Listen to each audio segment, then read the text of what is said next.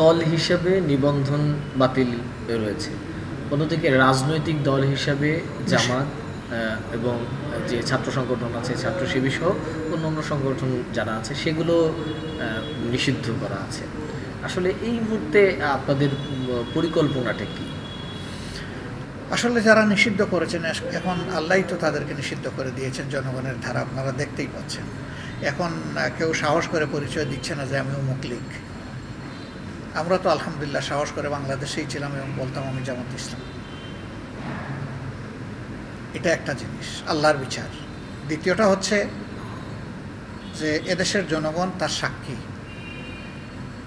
যখন ছাত্র জনতার এই আন্দোলন একেবারে সফলতার দ্বার প্রান্তে, তখন সরকার দিশাহারা হয়ে এই আন্দোলনকে ব্যর্থ করার জন্য, দৃষ্টি ভিন্ন দিকে নিয়ে যাওয়ার জন্য তড়িঘড়ি করে এই মাসের 1 তারিখ 1 আগস্ট একটা প্রজ্ঞাপনের মাধ্যমে তারা আমাদেরকে নিষিদ্ধ ঘোষণা করে। কে নিষিদ্ধ ঘোষণা করেছে? যে সরকারটার কোনো নৈতিক এবং আইনগত বৈধতাই নেই। 18 সালের ইলেকশন এবং 24 সালের ইলেকশন, এটার মিনিমাম কোনো বৈধতা নেই। আমরা এদেরকে কোনো সময় সরকার বলে মানিই নেই, স্বীকার করি নেই। তারপরেও তারা ছিল, বৈধ হোক অবৈধ হোক। এখন এই সময় যে আদেশ দিয়েছে এটা ছিল গুরুতর অন্যায়।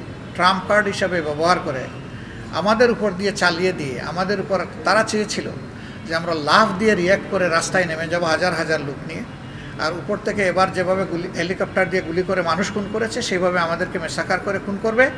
সারা দেশবাসী এবং দুনিয়ার দৃষ্টি চলে যাবে আমাদের দিকে, এই আন্দোলন মাঠে মারা যাবে। আমরা তাদের এই কুটচাল, এই দুষ্টবুদ্ধি আমরা বুঝতে পেরেছি বলেই তাদেরকে বলেছি যে খেলা শেষ হয়ে যাবে, একটু অপেক্ষা করলেই। আমরা তোমাদের পাতা ফাঁদে পা দেব না। 100% কপার কন্ডেন্সারে তৈরি ভিশন ফ্রিজ, তাই গুণে মানে অটুট থাকে বছরের পর বছর। এই জন্য আমরা বিবৃতি দিয়ে ঘৃণা করে এটাকে প্রত্যাখ্যান করেছি এই সিদ্ধান্তকে, কিন্তু রাজনৈতিক কর্মসূচি নিয়ে আমরা মাঠে নামি। তারা এটাই চেয়েছিল, তা আমরা তো তাদের পাতা ফাঁদে পা দিতে পারি না, এই জন্য আমরা দেইনি। এখন বলবেন যে এখন নিষিদ্ধ যেটা করেছে এটার অবস্থা কি হবে? হ্যাঁ, এটা একটা প্রজ্ঞাপন তো আছে। আমরা এই সরকারের মানেন না মানে, হ্যাঁ আছে। আমরা সরকারের কাছে এটাই বলেছি যে এই সরকার অবৈধ অবস্থায় যতগুলা নির্বাহী আদেশ দিয়েছে সবগুলাই এখন বাতিল হওয়া উচিত, একটাও থাকা উচিত না। শুধু জামাতের এই বৈধতার অবৈধতা কেন, সবগুলা। এই অবৈধ সরকারের কোনো নির্বাহী আদেশই থাকা উচিত নয়। আর বিচারিক আদালতে যেগুলা হয়েছে সেটার বিচারের পিঠে বিচার আছে, কিন্তু দুনিয়ায় এই বাংলাদেশে এটা প্রমাণ হয়ে গেছে।